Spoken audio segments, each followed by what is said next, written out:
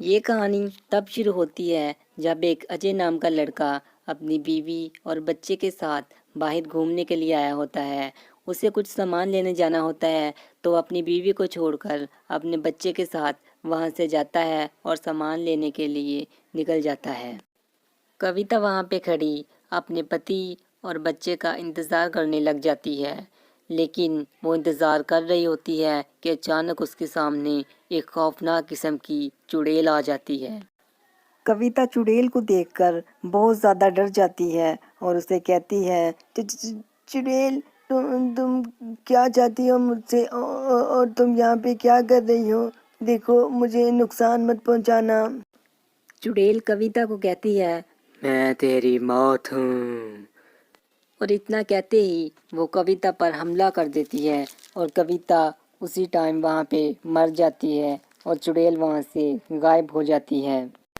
کویتا وہاں پہ مری پڑی ہوتی ہے اور جب اس کا پتی اور بیٹا آتا ہے تو وہ اسے مرا ہوا دیکھ کر بہت زیادہ روتے ہیں اور وہ یہی سوچتے ہیں کہ شاید جنگل میں کوئی جانور آ کر اسے مار گیا ہے۔ اسی طرح اگلے دن جب جنگل میں سے ایک آدمی گزر رہا ہوتا ہے تو اچانک اس کے سامنے وہی خوفناک قسم کی چڑیل آ جاتی ہے۔ اس سے پہلے کہ وہ آدمی کچھ کرتا، وہ چڑیل اس پر حملہ کر دیتی ہے اور وہ آدمی وہیں پہ مر جاتا ہے۔ اس کو مرا ہوا پا کر وہ چڑیل وہاں سے اسی ٹائم غائب ہو جاتی ہے۔ اب یہ حملے کافی زیادہ بڑھ گئے تھے اور گاؤں والے بھی اس بات سے بہت زیادہ پریشان تھے اور وہ اس معاملے کی تہہ تک جانا چاہتے تھے کہ آخر یہ سب ماجرا کیا ہے۔ ان میں سے ایک آدمی بتاتا ہے کہ میری بیوی کویتا کی بھی موت اسی جگہ پہ ہوئی تھی اور اس کا کچھ بھی پتہ نہیں چلا اور ہم تو یہ سمجھ کر وہاں پہ اسے چھوڑ آئے تھے کہ شاید کسی جنگلی جانور نے اسے مار دیا ہوگا۔ وہاں پہ ایک دوسرا آدمی انہیں بتاتا ہے کہ باؤ جی، یہ کسی جنگلی جانور کا کام نہیں ہے، مجھے تو یہ کوئی اور ہی معاملہ لگ رہا ہے۔ میں ایک تانترک کو جانتا ہوں، تم لوگ چلو میرے ساتھ، اس سے جا کے بات کرتے ہیں۔ وہ لوگ اسی ٹائم اس آدمی کے ساتھ اس تانترک کے پیچھے چلے جاتے ہیں۔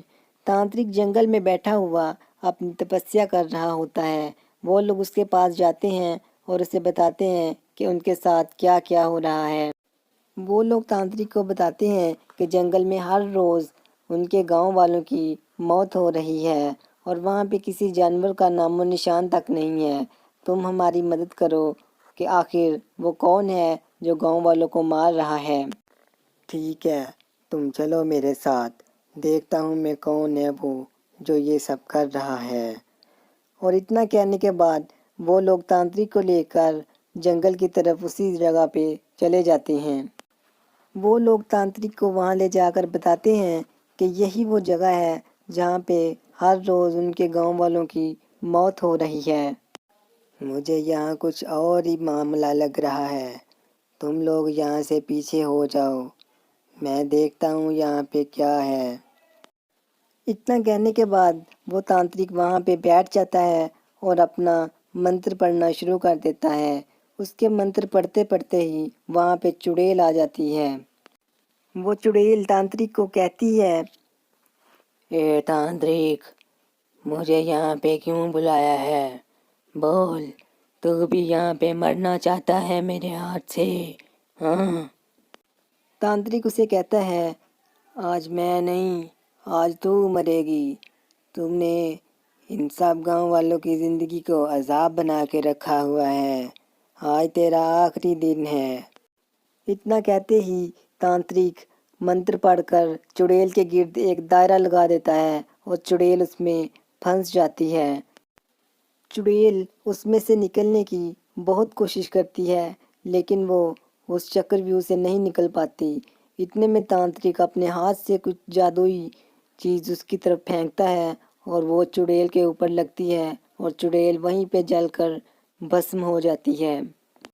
تانترک ان لوگوں کو بتاتا ہے کہ اب یہ چڑیل ہمیشہ کے لیے بھسم ہو چکی ہے اور کبھی واپس نہیں آئے گی، اور پھر وہ لوگ وہاں سے چلے جاتے ہیں اور دوبارہ کبھی وہاں پہ موت نہیں ہوتی۔